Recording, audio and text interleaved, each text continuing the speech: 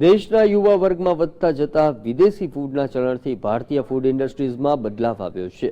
Food ઇન્ડસ્ટ્રીઝમાં રોકાણ કરનાર વર્ગ ભારતીય ફૂડના બદલે વિદેશી ખાણીપીણીની રેસ્ટોરન્ટ અને કાફેમાં રોકાણ કરવાનું પસંદ કરતા હોય છે.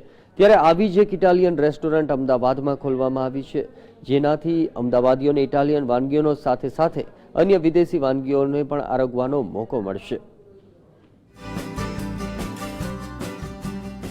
ગુજરાતીઓ ખાણીપીણીના શોખીન હોવાના કારણે મોટા ભાગના રોકાણકારો ગુજરાતના અલગ અલગ શહેરોમાં રોકાણ કરવાનું પસંદ કરી રહ્યા છે.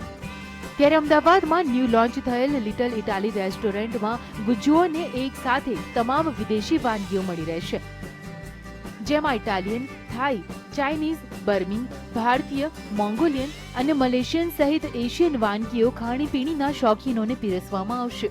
રેસ્ટોરન્ટમાં આવતા ખાણીપીણીના શોખીનોને હેલ્થ કોન્શિયસ ફૂડ મળી રહે તે માટે સ્પેશિયલ ઇટાલિયન શેફના હાથ નીચે ટ્રેડ થયેલા શેફ અહીં વિવિધ વાનગીઓ બનાવશે.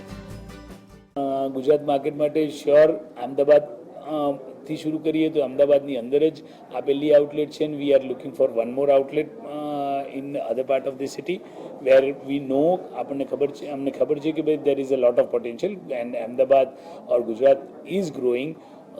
Baroda, we are looking for one more outlet as a growth plan.